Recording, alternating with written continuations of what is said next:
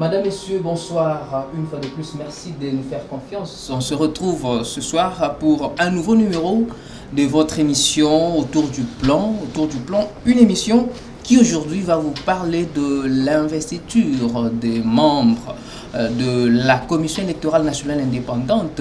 Qu'est-ce qui va arriver après cette investiture? Nous allons nous poser la question autour de ce sujet d'actualité. Nous allons également parler de l'Union sacrée. L'Union sacrée, il y a une crise manifeste qui est perceptible au sein de l'Union sacrée, Moïse Katumbi. Et l'Union sacrée, apparemment, ça n'évolue pas très bien. Nous allons nous poser la question sur l'avenir de Moïse Katumbi au sein de l'Union sacrée. Mais également, nous allons parler des partis politiques en République démocratique du Congo. Des partis politiques qui manquent d'idéologie. Voilà les raisons de la transhumance politique qui est très régulière en République démocratique du Congo. Et pour en parler ce soir, nous recevons le président d'un parti politique. Il s'agit bien de Fiyundu Ndoboni, à qui nous disons bonsoir. Bonsoir. Je rappelle que vous êtes président du parti politique Orange. Exact. Orange, ça signifie Ordre pour des actions nouvelles et garantie d'équité. Garant d'équité, exact. Voilà. Votre parti politique est un parti politique de l'Union sacrée. Parti politique membre de l'Union sacrée, exactement. L'Union sacrée, voilà, nous sommes un parti, nous sommes au niveau implanté dans la ville comme dans 80% de nos provinces. Et voilà, le parti fonctionne bien. Fiyundu Ndoboni, je me rappelle, ce n'était pas facile de vous avoir sur ce plateau.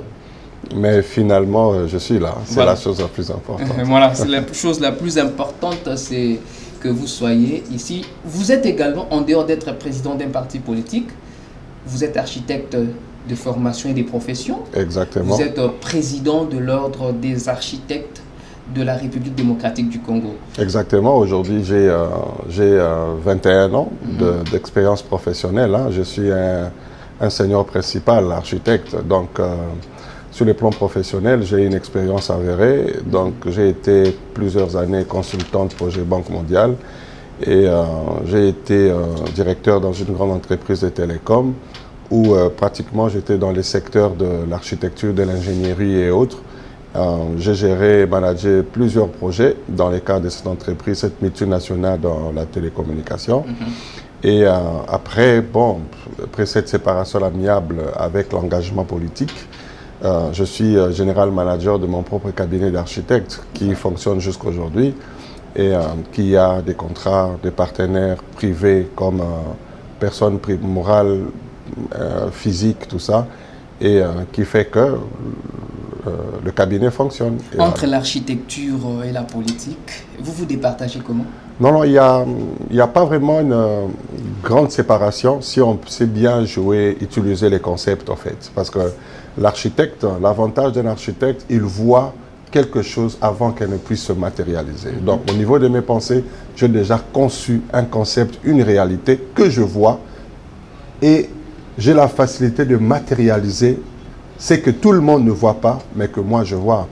Et même dans l'organisation de l'espace, vous comprendrez que l'architecte qui est comme le chef d'orchestre, parce qu'au sein de l'architecture, il y a une partie de l'urbanisme, de l'ingénierie, tout ça. Si vous voyez par exemple la ville, l'axe Palais de la Nation, Palais de la Justice, là où il y a le mausolée, évidemment le mausolée a un peu modifié cette configuration architecturale, vous allez vous rendre compte que c'est une conception qui donnait une philosophie politique. Je vous explique. Le Palais de la Nation, où habitait le gouverneur de Léopoldville à l'époque, est en face du Palais de la Justice. Et si vous regardez l'architecture du Palais de la Nation, l'architecture du Palais de la Justice, la structure portante, les éléments, les colonnes qui sont au Palais de la Justice écrasent la structure qu'il y a au Palais de la Nation. C'est pour dire, tu es gouverneur, c'est vrai, mais la justice est au-dessus de toi. Et si tu veux respecter ta mission, tu veux réussir dans ta mission, laisse-toi écraser, géré par la justice, mais à ta droite, tu dois avoir la fonction publique, c'est là qu'il y a les bâtiments de la fonction publique.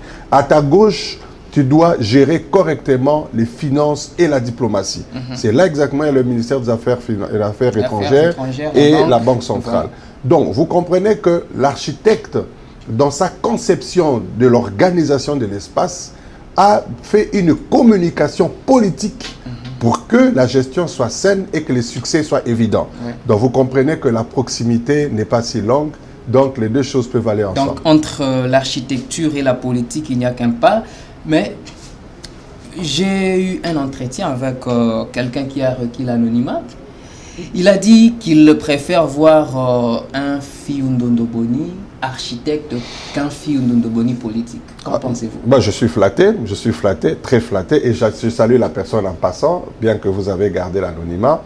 Je suis flatté, pourquoi? Parce que il se rend compte que je reste professionnel, dans ma dimension purement professionnelle, et c'est qu'il apprécie cette dimension professionnelle. Voilà pourquoi il a fait un choix de me voir beaucoup plus dans ma dimension professionnelle en tant qu'architecte que dans ma dimension politique. Parce que certainement, il se rend compte que si je crée un ancrage profond dans la politique, ça risque d'impacter, peut-être selon la personne, négativement ce professionnalisme que j'ai déjà du côté architectural. Donc, que la personne se rassure, nous veillerons à ce que la performance qu'il a découvert dans la dimension d'architecture, qu'il se rassure que nous garderons la même performance dans la dimension politique. Et voilà, c'est Fiyou-Ndondoboni, président du parti politique Orange, architecte de formation et de profession. C'est lui qui est notre invité de ce soir, mais aujourd'hui on ne parle pas architecture, aujourd'hui nous parlons politique. Et parlant politique, nous parlons de l'investiture des membres du bureau et de la plénière de la Commission électorale nationale indépendante. On a tous suivi les péripéties, le processus, comment ça s'est passé. Pour les uns, ce processus a été maillé de beaucoup d'irrégularités, et pour les autres, la loi, les textes ont été respectés. Vous, en tant que politique, qu'en pensez-vous? Quelle est votre analyse par rapport à ce processus de la désignation des membres de la CENI du début jusqu'à la fin? Bon, au stade actuel, ce qu'il faut considérer, c'est qu'un pas a été franchi. Donc, la CENI, le bureau de la CENI a été mis en place.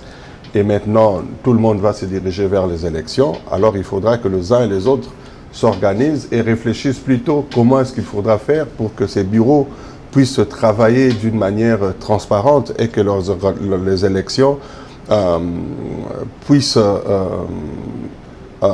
rencontrer justement les préoccupations des uns et des autres, de manière à ce qu'il n'y ait pas de frustration après la publication des élections, des résultats. Donc, un pas a été franchi. Le processus s'est organisé d'une manière, à mon humble avis, assez régulière. Donc, le chef de l'État qui est en dehors de ce processus, c'est-à-dire qui ne s'ingère pas dans le secteur de la CENI ou de l'Assemblée nationale, a reçu un rapport, et par rapport à ces rapports, d'après ses propres dires, lorsqu'il a fait son adresse à la nation, les soubassements étaient rassurants et que la procédure a été respectée. Voilà pourquoi il s'est engagé pour signer. Vous devez comprendre que le chef de l'État ne peut pas signer un document s'il ne se rassure pas que toute la procédure ou le mécanisme juridique ne sont pas respectés. Donc, il a tout le service de la République à sa disposition. Il a les avis des différentes institutions autour de lui et à sa disposition. Donc, quand un chef de l'État s'engage, et rassurez-vous qu'il n'y a pas une goutte, il n'y a rien qui puisse avoir une certaine faiblesse sur le plan juridique parce que ces documents ont été analysés et réanalysés. Donc, au stade actuel, nous considérons qu'un bon pas a été fait et l'appel est lancé maintenant aux différents acteurs politiques pour que chacun, ce qui le concerne, par rapport à leurs participants, par rapport à l'organisation, les observateurs, témoins ou autres, chacun mette prenne des dispositions déjà à temps pour que les élections soient transparentes. Vous avez dit tantôt que la procédure a été respectée, mais il y a l'Église catholique, l'Église du Christ au Congo, il y a d'autres formations politiques qui disent que la procédure a été biaisée. Vous savez, Pareto parle toujours du rapport 20-80, c'est-à-dire s'il y a 80% qui sont d'accord, 20% ne seront pas d'accord. Si 20% ne sont pas d'accord, 80% ne seront d'accord. Donc, vous comprenez, dans toute chose qui se fasse sur cette terre, il y a toujours ces rapports 20-80. Les 100% n'existent pas. Alors, si nous rentrons dans les cas du processus, vous allez vous rendre compte que, il est vrai, les églises protestantes et l'église catholique, aujourd'hui, sur le plan social, ils ont un ancrage assez important par rapport aux autres églises. Mais nous sommes dans un processus démocratique où il faut respecter les règles du jeu. Par rapport à leur structure interne, si il n'y a pas un consensus autour d'un candidat, ils vont dans ce qu'on appelle les élections. Enfin, ils font le choix démocratique par rapport au nombre de voix. Donc, il y en avait 8, 6 ont été d'accord, 2 ne sont pas d'accord. Donc, il y a déjà un problème là-dessus parce qu'il y a un nombre plus élevé de ceux qui étaient d'accord. Alors, l'erreur peut-être nos églises traditionnelles, catholiques et protestantes, je vous rappelle que moi, je suis un enfant de l'église protestante. Donc, je suis né dans cette église, j'ai grandi dans cette église, mes parents ont bâti cette église, je connais le fonctionnement de tous les fonds de l'église protestante. Et d'ailleurs, la cathédrale du centenaire qui a été construite, je suis aussi parmi ceux qui avaient contribué pour que cette cathédrale soit construite et inaugurée le 14 août 1994. Donc, vous comprenez que je connais très bien l'église protestante. Pratiquant également. Pratiquant et je vis.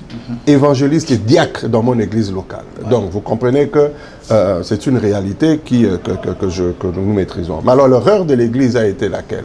Puisque nous sommes sur les questions de la nation, de la République, l'erreur a été qu'il fallait que l'église prenne conscience de son poids, de sa pondération, et que l'église travaille sur la modification, justement, de cette question démocratique quand il s'agirait de lever les grandes options, quand il n'y aurait pas consensus. Mais l'Église a été discrète, n'a pas tenu compte de ces paramètres. Donc les églises les plus représentatives auraient dû travailler sur leur pondération. Ils auraient dû en amont travailler sur leur pondération. C'est-à-dire, c'est vrai, il y a... Qu'il puisse avoir un certain veto, en quelque sorte. Absolument. Ils devaient y réfléchir. Et en fonction de cela, validé par tout le monde. Et dans pareille situation, ils allaient... leur voix allait primer, en fait. Mais malheureusement, ils ne l'ont pas fait. Et les textes qui les régissent ne permettent pas assez que, verbalement ou théoriquement, on puisse dire que l'Église, les refus de 2 églises, conditionnerait ou empêcherait quoi que ce soit pour que les choses avancent. Alors, il y a une autre façon de réfléchir. Aujourd'hui, supposons que cette CENI n'a pas été mise en place. Une année plus tard, le processus est en retard. Qui payera le prix de la non-organisation des élections en 2023? Qui payera ce prix? Ça ne sera pas les confessions religieuses, moi encore l'opposition, mais c'est le chef de l'État qui payera ce prix cash. Parce que c'est lui seul qui est redevable justement sur cette question, que ce soit électorale, que ce soit sécuritaire ou la question sociale de la population. C'est le chef de l'État qui assume ou qui répondra seul devant la population. Donc, face à toute cette réalité, le chef de l'État a pris ses responsabilités justement pour que la roue avance. Mais est-ce qu'il y a une différence entre le processus qui a conduit à l'enterrement de Malonda et celui ayant conduit à l'enterrement de Kadima? Je pense que le chef de l'État était très clair. Avant qu'il puisse présenter sa décision, il a présenté la différence qu'il y avait entre le premier dossier et le deuxième. D'ailleurs, d'abord pour le premier dossier, il n'y avait aucun soubassement. C'est-à-dire, pas de PV, pas de document d'accompagnement et la procédure n'a pas été respectée. Le document d'accompagnement, justement, devait être déposé par le président et le vice-président des confessions religieuses. Pas nécessairement. Vous savez... C'est ce que d'ailleurs le chef de l'État a dit dans sa lettre adressée à Janine Mabunda, présidente de l'Assemblée nationale. Je vous donne un exemple. Souvent, les associations et les organisations fonctionnent comme ça. Je prends l'exemple de l'Ordre des architectes. Aujourd'hui, moi, en tant que président, je suis censé convoquer l'Assemblée générale. Et supposons que je n'ai pas l'intention de convoquer l'Assemblée générale. Si je ne suis pas là, c'est mon vice-président qui convoque, évidemment, parce qu'il fera mon intérim. Alors, supposons que je n'ai pas l'intention de convoquer l'Assemblée générale et je me dis que dans cette Assemblée, les architectes sont en train de préparer ma destitution.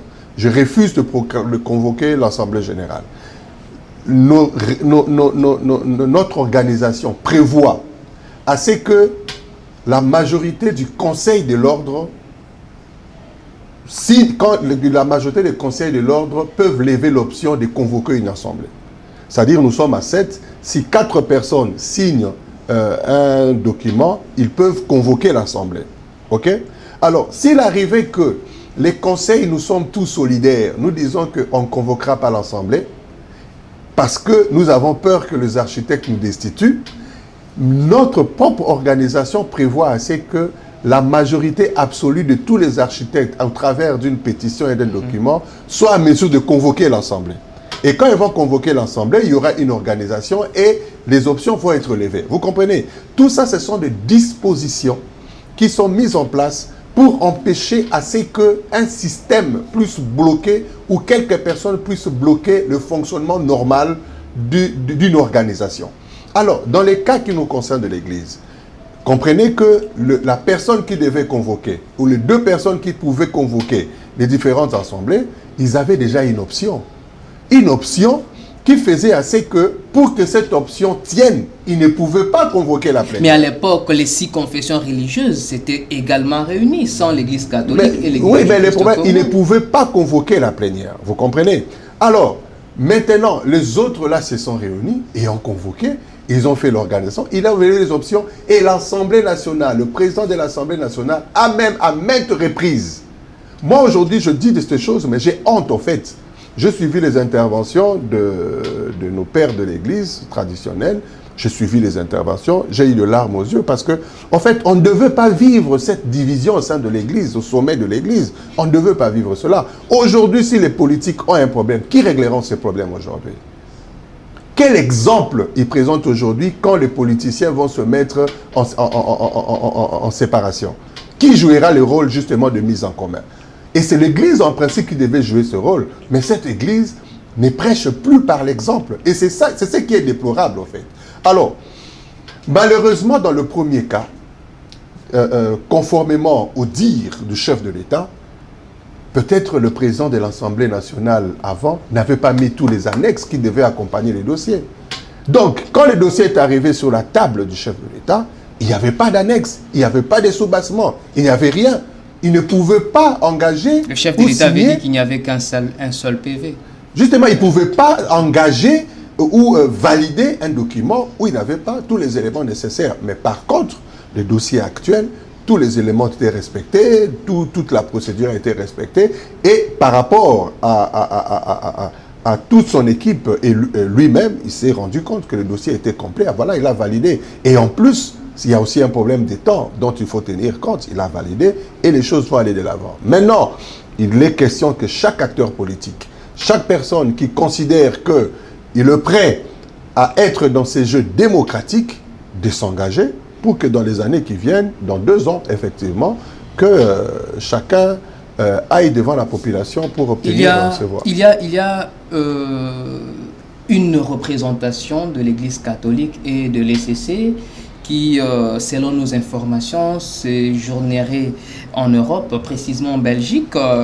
Il s'agit là d'une étape de leur tournée euro-américaine pour expliquer, je prends bien les mots, pour expliquer aux tiers les péripéties ayant abouti à l'absence d'un consensus. Comment jugez-vous cette démarche de ces 2 églises? Bon, j'ai suivi la déclaration de 2 représentants des églises ce matin, je crois, au cours d'une émission, ils ont tenu, je crois.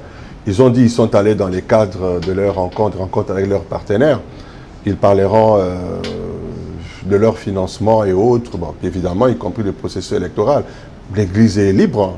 L'Église, on ne va pas empêcher l'Église d'avoir ses contacts avec ses partenaires, discuter, donner ses avis auprès de ses partenaires. Mais ça sera quand même dommage qu'on aille faire le rapport de sa situation à l'extérieur pendant qu'on est à la réalité ici à gérer en interne.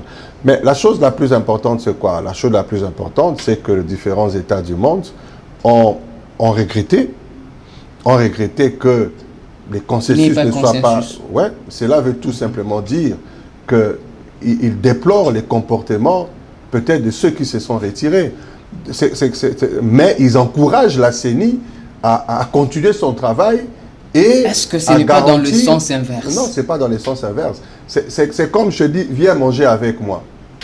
Tu dis, je n'ai pas faim, je ne mangerai pas. Je dis, je regrette. le fait que je ne sois pas venu, mais ce n'est pas grave. Je vais manger avec mes amis et nous allons nous réjouir.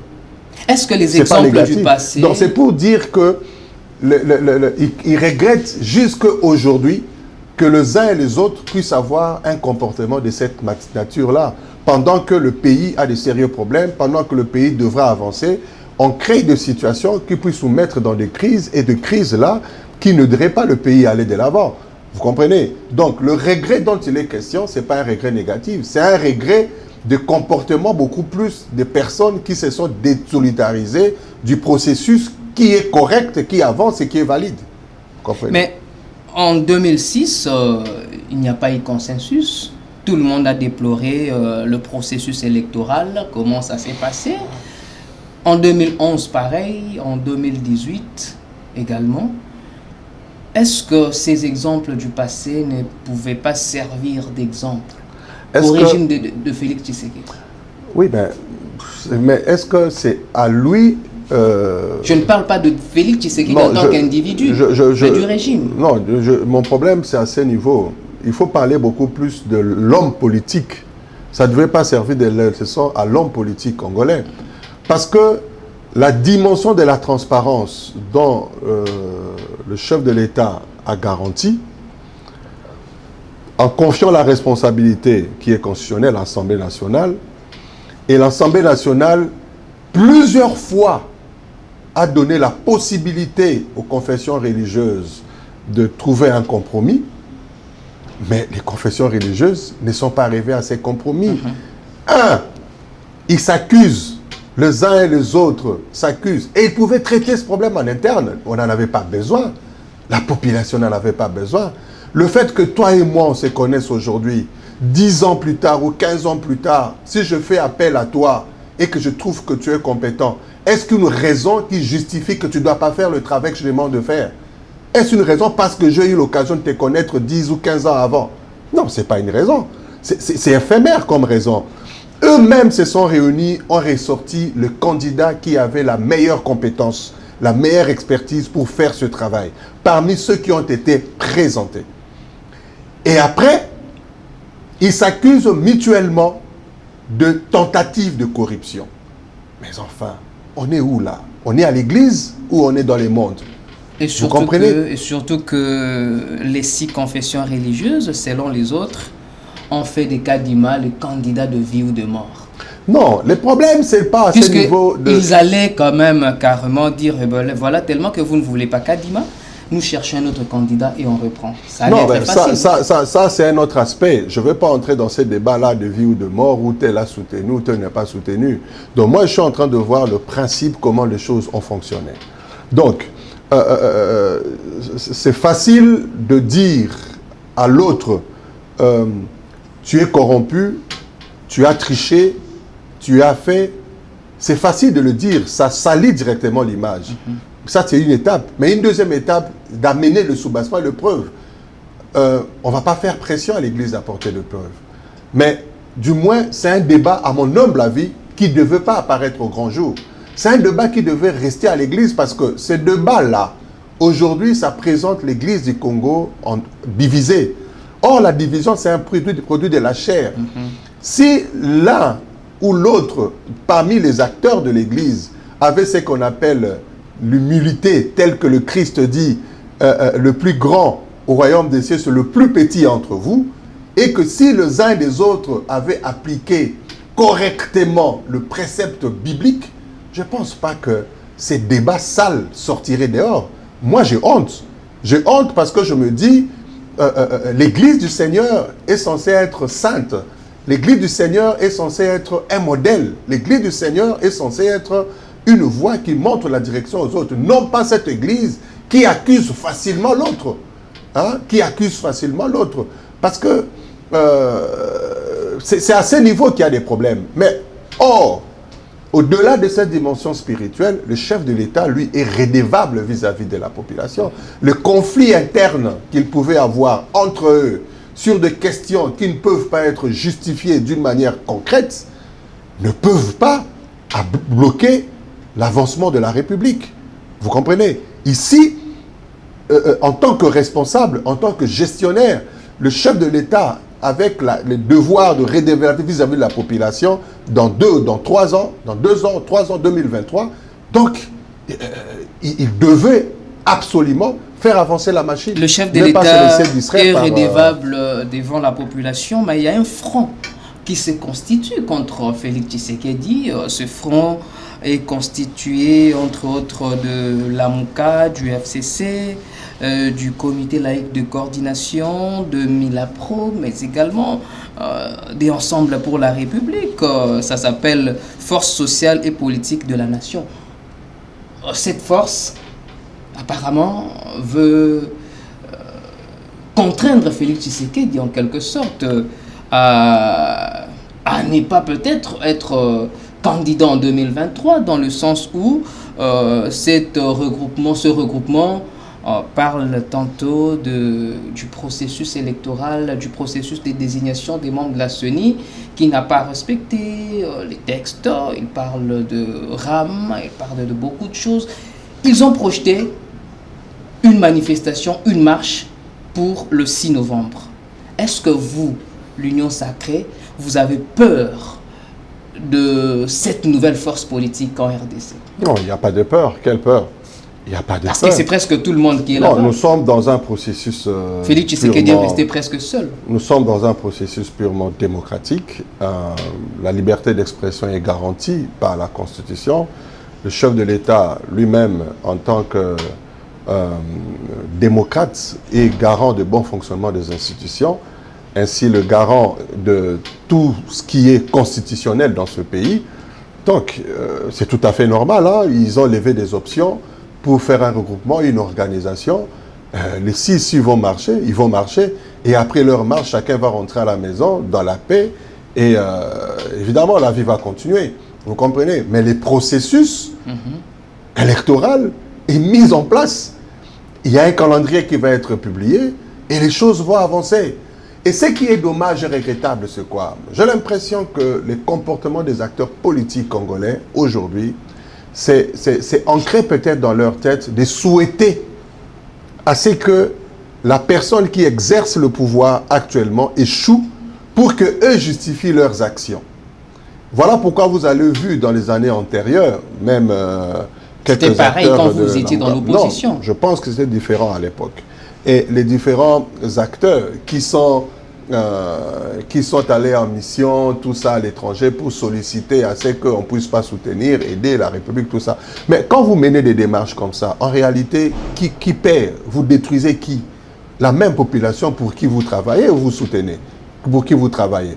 Donc ici, je pense que les différents acteurs politiques devraient changer leur façon de voir les choses. Il faut avoir des actions qui contraignent le pouvoir en place de mieux faire. De mieux faire. Non pas mener des actions qui bloquent le pouvoir de mieux fonctionner. Mais quoi qu'il en soit, le chef de l'État est concentré sur les choses qu'il est censé délivrer pour la population.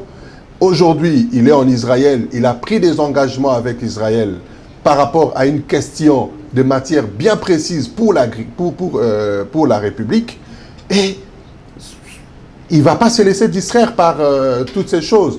L'union sacrée en soi, c'est un concept, c'est une idée, c'est une façon de faire. Et si aujourd'hui une personne se dit qu'il ne réfléchit plus de cette manière-là, la liberté est là. Elle peut avoir sa façon de réfléchir autrement, mais du moins, il y a ce qu'on appelle le reste de la nation, de personnes qui existeraient toujours, qui accompagneraient le chef jusqu'à ce que les objectifs soient atteints pour l'intérêt de la population congolaise. Votre phrase était une transition d'ailleurs pour que nous puissions passer à notre deuxième sujet. Nous parlons de l'Union sacrée. Au sein de l'Union sacrée, depuis un certain temps, nous constatons qu'il y a une crise manifeste.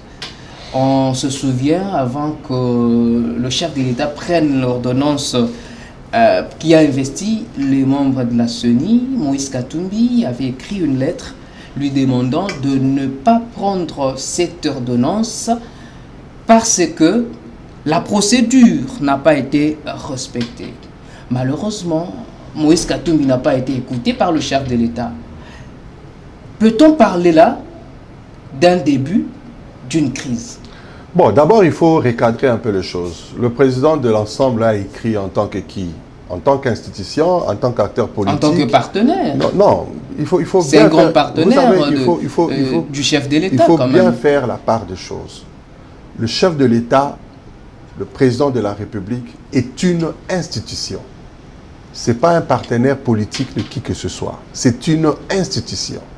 Au sein de l'Union sacrée, il y a plusieurs organisations politiques qui sont membres et qui se sont mises ensemble pour soutenir cette institution qui est le président de la République.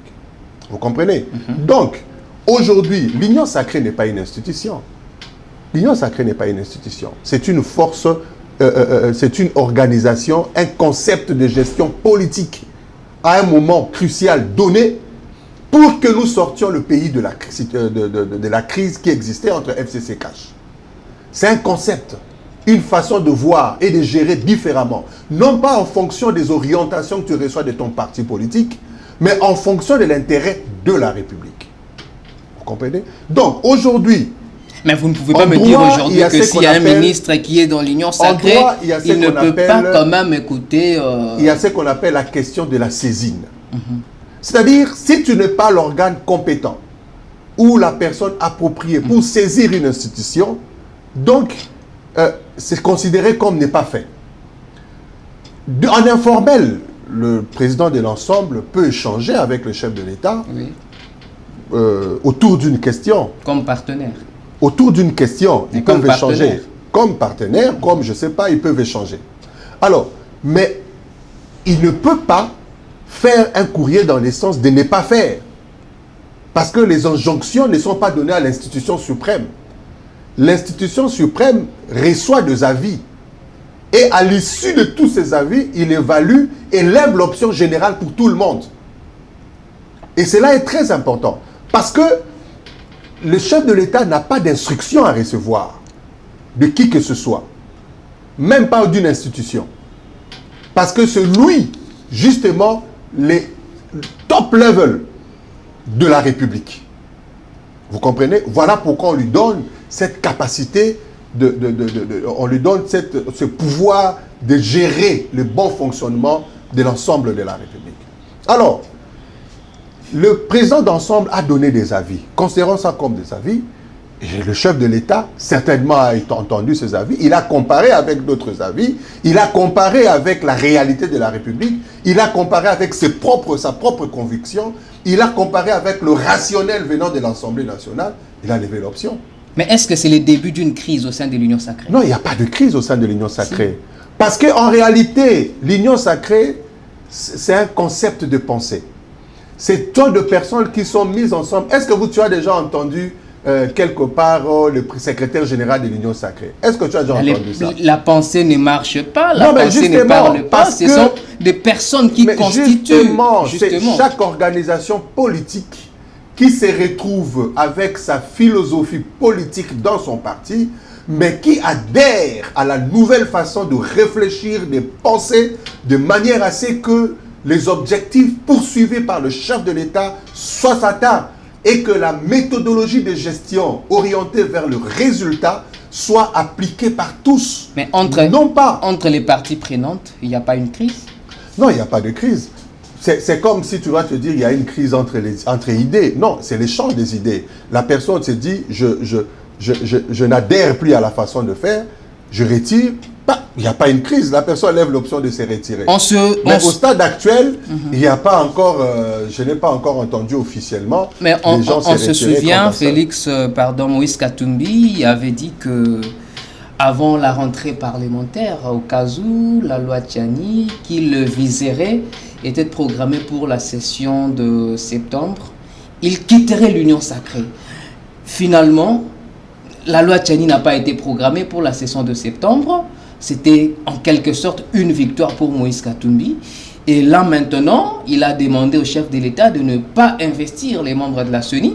Le chef de l'État ne l'a pas entendu. Est-ce que c'est cette fameuse ligne rouge dont parle Moïse Katumbi qui a été franchie? On ne gère pas la République sur base des émotions, des comportements, des humeurs. N'est-ce pas une ligne rouge? Non, des humeurs, il n'y a pas de ligne rouge. Des humeurs des uns ou des autres. Donc, Je pense que la loi du président du docteur Tchani, qui a été présentée à l'Assemblée nationale, c'est un fils du pays. Il a eu la conviction qu'il était nécessaire qu'il y ait cette loi, et cette loi n'est pas rejetée pour toujours. Un jour, ça pourra rebondir. Il a eu la conviction que c'était important pour sécuriser... Si Moïse Katumbi quittait l'Union Sacrée, ça pourrait rebondir. Ouais, non, c'est l'Assemblée nationale qui a levé l'option. Il a trouvé que ce n'était pas opportun pour l'instant. Cela ne veut pas dire que ça ne reviendra plus. Ce n'était pas fait en fonction du président d'ensemble. C'était fait par rapport à son calendrier. Donc, il ne faut pas qu'à un certain moment, même si on est si important, c'est donner beaucoup plus d'importance par rapport à la République. Vous comprenez? Ici, il est question des affaires de la République. Nous devons être à mesure d'enlever nos égos, d'enlever nos amours personnels pour faire un spectacle à la population, pour dire qu'on représente quelque chose, où on a un impact, je ne sais pas, qui puisse déstabiliser toute la République. On ne fait jamais la guerre contre la République. Vous serez toujours perdant. Aujourd'hui, ensemble, à des ministres, à des postes clés au sein du gouvernement. Ils sont en train de travailler. Aujourd'hui, s'ils lèvent l'option de quitter, donc c'est-à-dire tous ces ministres-là sont censés démissionner partir. Voilà raison pour laquelle il est venu à Kinshasa pour consulter les membres de son parti qui sont ici à Kinshasa. Nous considérons cela, il ne faut pas qu'on perde tout le temps pour discuter autour du voyage d'un personnage qui a quitté la province et sa province qui est venu à la capitale. On ne doit pas passer le temps pour discuter autour de son voyage. Mais il a dit qu'il devait aussi s'entretenir avec ses partenaires. Il est libre d'échanger avec n'importe quel partenaire politique, même en dehors de l'Union sacrée, il est libre d'échanger avec qui que ce soit. Et toute personne qui se sentira convaincue d'avancer avec lui est libre. Est-ce que vous croyez que, étant donné que cette fameuse ligne rouge soit franchie, Moïse Katumbi doit quitter l'Union sacrée, doit s'assumer? Il n'y a pas de ligne rouge qui soit franchie. Ici, il est question de faire le choix personnel. S'il, après ses analyses, il fait le choix personnel de quitter, c'est son choix. Mais qu'il n'oublie pas, il était en dehors du pays. Il était en dehors du pays. L'ancien régime, avec qui il veut faire alliance maintenant, l'a empêché d'entrer dans ce pays. C'est à l'arrivée du président Félix qu'il y a eu des crispations politiques et tout le monde est revenu ici au pays. Qu'il n'oublie pas. Qu'il n'oublie pas toutes ces choses, que la même personne l'avait bourré des procès dans ce pays. Qu'il n'oublie pas. Donc, ici, il est question de lever des options, de lever les options personnelles et de faire le choix politique selon sa vision. S'il considère, par rapport à sa vision, il peut faire sa route seul, il lève des options, il fait son choix politique. La roue va continuer à rouler, la vie politique va continuer.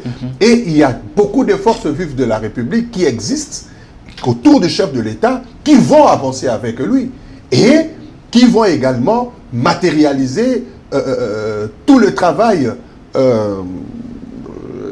autour de lui de manière à ce que la population se retrouve. Et les efforts sont justement en train de se faire. Mais le chef de l'État a besoin de tout le monde. S'il pense qu'il ne sera pas, il pourra pas faire ce travail avec le chef, bon. Il nous reste quelques minutes. Je ne sais pas si ça va nous permettre de finir notre troisième sujet, mais nous commençons d'abord, si on me fait signe que le temps nous sera imparti, on va peut-être reprogrammer pour un autre numéro. Nous parlons de cette inconstance dans la politique congolaise. Souvent, on nous parle d'inconstance dans la politique congolaise par manque d'idéologie politique. Fiondondo Boni, vous êtes président d'un parti politique. Aujourd'hui, vous pouvez affirmer, vous êtes d'avis que cette inconstance, c'est la résultante de manque d'idéologie au sein des partis. C'est fort probable et je suis d'accord avec toi. Pourquoi? Parce que quand on a une idéologie, c'est comme une vision, c'est comme un soubassement, c'est comme un des éléments tracés sur lesquels on marche. C'est-à-dire quand on voit une action qui n'est pas conforme à sa vision, à son idéologie, on se dit que non, ça ne défend pas mes valeurs, je n'entre pas. Et aujourd'hui, les gens ne fonctionnent pas sur base justement de ces idéologies. Ils ne fonctionnent pas sur base de la proximité de la vision ou de façon de faire. Et aujourd'hui, tout le monde réfléchit sur base de la conquête du pouvoir.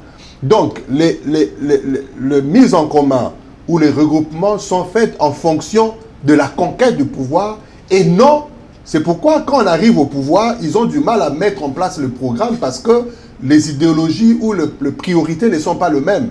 Et ils n'ont pas eu le temps d'en discuter avant. Vous comprenez? Et c'est ce qui justifie cette instabilité-là. Quelqu'un qui est, je ne sais pas, de gauche ou de droite, je ne sais pas, puisqu'il y a une possibilité d'arriver ou d'obtenir le pouvoir, ils s'associent, ils constituent une force et atteignent leurs objectifs. Mais le concret sur le programme, ils ne sauront pas se mettre ensemble, ils ne pourront pas travailler parce que le soubassement n'est pas le même. Et les gens ne défendent pas de valeurs. Parce qu'aujourd'hui, le Parti Orange, tel que nous sommes, nous avons nos valeurs que nous défendons. Il y a 7 valeurs que nous appelons les 7 points cardinaux autour de notre idéologie que nous appelons les réfondismes. Les 7 points cardinaux sont l'amour des dieux, l'amour du prochain, l'amour de la patrie, le respect de l'environnement, le respect des temps, le sens de l'héritage et puis l'amour de l'environnement, je crois. Donc, il y a 7 valeurs sur lesquelles nous tablons. Si, à chaque action, je vois que l'action est conforme aux valeurs que nous défendons, je suis à l'aise. Mais si ça n'entre pas dans les valeurs que nous défendons, donc ça ne m'intéresse pas. Parce qu'il y a déjà la ligne de conduite. Vous comprenez? Donc ici, la plupart des partis politiques ont comme soubassement, d'abord, prioritairement, la conquête du pouvoir. Nous, le Parti Orange, nous ne considérons pas le pouvoir comme un objectif. Mais nous considérons le pouvoir comme un moyen. Un moyen pour atteindre les objectifs que nous considérons beaucoup plus nobles pour l'intérêt de la population. Mais on voit souvent, vous venez de parler tantôt des mariages contre nature. Mais est-ce que la faute ne revient pas à vous, chef des partis politiques? Oui, bon, d'une part oui, parce qu'en fait, la plupart de l'histoire de notre pays, la plupart des partis politiques ont été créés, non pas parce que les gens avaient la conviction de créer des partis politiques, mais ça a été créé parce que ceux qui avaient la possibilité d'octroyer le pouvoir à certaines personnes leur ont dit « faites telle chose et vous aurez telle autre chose ». Donc, ce qui fait que ce sont des choses qui ont été créées sans conviction. Et même la Bible dit, tout ce qui n'est pas le produit d'une conviction est péché. Donc, c'est pour dire que quelque chose déjà en amont qui n'a pas été créé sur base d'une conviction réelle de vouloir faire, on est enragé d'apporter les changements. Quand il n'y a pas cette conviction-là, il suffit d'un petit vent pour qu'on soit ébranlé parce que les racines ne sont pas profondes. Aujourd'hui, on parle aujourd'hui de plus de 700 partis politiques. Si vous regardez, tantôt il y a des partis sans idéologie, tantôt il y a des partis qui partagent la même idéologie, mais sur le terrain, se contredisent. N'y a-t-il pas moyen de se rassembler, de faire des groupes, de faire des grands partis politiques avec des idéologies pour au finish avoir ne fût-ce que 20 partis politiques, 10 partis politiques, mais avec des idéologies? Bon, vous savez, aujourd'hui aux États-Unis, on parle de républicains et démocrates. Cela ne veut pas dire que ce sont les 2 grands partis. Il y en a plusieurs, mais ils se sont regroupés en termes de tendances politiques. Pour qu'ils arrivent à ça, c'est toute une histoire, c'est tout un chemin. Ça fait des siècles pour qu'ils aboutissent à ça. Nous, on est à moins de 20 ans du processus démocratique, 20 ou 25 ans, processus démocratique. Donc, je pense qu'il faut donner le temps. Ce sont des choses qui vont se matérialiser elles-mêmes avec le temps.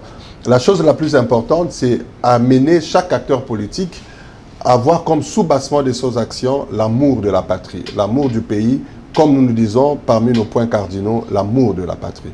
Donc, si chaque personne a ces soubassements-là, et je pense que nous irons beaucoup plus vite et chaque action qui va se présenter, ça sera pour l'intérêt de la République. Et c'est ça justement le concept de l'union sacrée. Sortir de sa zone de confort qui est son parti politique pour adhérer à un concept qui te permet d'agir pour l'intérêt de la République.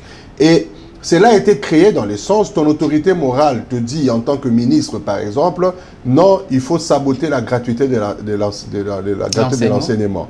Mais toi, en tant que républicain, en tant que fils du pays qui veut l'intérêt de la République, tu dis que non, je ne peux pas saboter parce que je suis là pour l'intérêt général. Donc tu poses des actes positifs pour l'intérêt de la République au lieu de poser des actes négatives qui te sont influencées peut-être par ton parti, par une autre organisation politique. Et c'est ça justement le concept union sacrée pour la nation. Donc on fait une union pour apporter des solutions positives à la nation congolaise. Voilà, nous tendons vers la fin de cette émission. J'aimerais quand même avant de terminer, que vous puissiez nous donner votre point de vue par rapport à ce qui se passe en République démocratique du Congo. Nous avons d'abord l'affaire RAM. J'aimerais avoir votre point de vue. On a vu tout ce qui s'est passé et après on a supprimé la taxe, si la taxe ou la rémunération, je ne sais pas, pour les téléphones 2G. Ça reste pour les 3 et les 4G. Vous allez donner votre point de vue par rapport à cette taxe, mais également il y a les grèves à répétition des enseignants, il y a les manifestations des élèves. Votre point de vue par rapport à toutes ces questions. Tout ça, ce sont des problèmes qui arrivent en tant que leader. Face à ces problèmes, il faut voir des solutions. Oui. C'est ce que le chef de l'État a vu. Et il a apporté des solutions, justement. Il y a un ministre qui a pris l'initiative, Tépé Tintik, qui a pris l'initiative par rapport à son secteur pour apporter des revenus au niveau du gouvernement parce que le pays a des sérieux problèmes de financer certaines activités. Il a pris une initiative. L'initiative en soi n'est pas mauvaise. Mais du moins, la faiblesse de l'initiative, c'est que peut-être il n'y a pas une bonne communication autour d'elle et que ça n'a pas été correctement encadré. Et la traçabilité financière n'a pas été clairement définie en amont. Et c'est tout à fait normal que les députés nationaux puissent l'inviter, qu'ils puissent expliquer. Alors, l'initiative étant prise, mais après analyse, le chef de l'État, président d'une réunion des conseils de ministres, a constaté, effectivement, ça fragilise une bonne partie de la population qui y ont les téléphones 2G.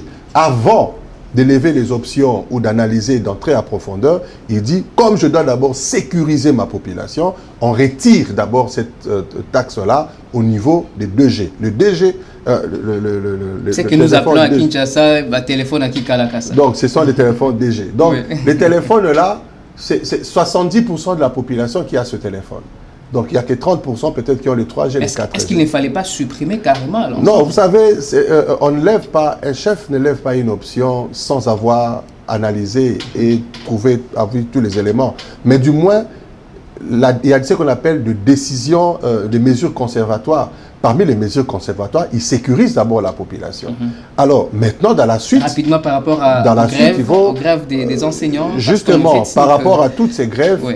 C'est ce que dit, ils sont des problèmes. Le chef de l'État dans la vision de solutions. Voilà pourquoi il y a eu une instruction claire qui a été donnée pour que les discussions directes se fassent avec les enseignants. Et ces discussions vont commencer ce jeudi déjà. Et il y aura une solution définitive quant à ce. Parce que le problème, il faut se le dire, qu'on se le dise.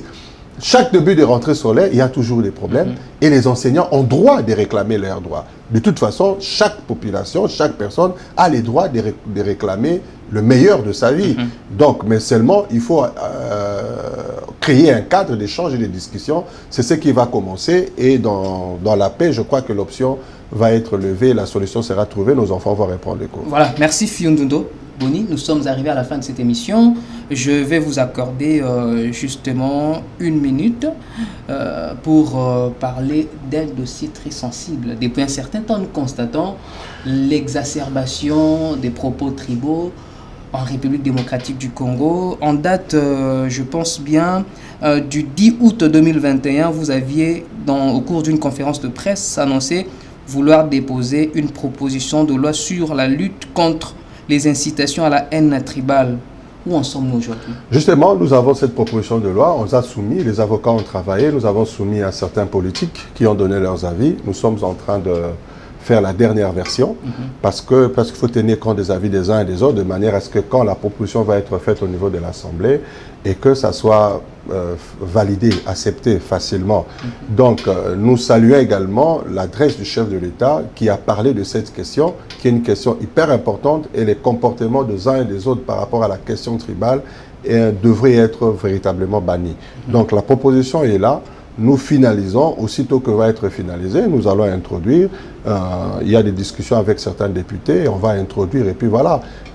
Je suis convaincu que ça va être adopté par l'Assemblée, promulgué par le chef de l'État, de manière à ce que cette question tribale, surtout les acteurs politiques qui sont à la base de cette question tribale soit correctement gérée. Voilà, merci beaucoup Fiundondo Boni. Je rappelle que vous êtes, je crois que prochainement nous allons revenir en long et en large sur cette proposition de loi parce que le temps nous fait défaut.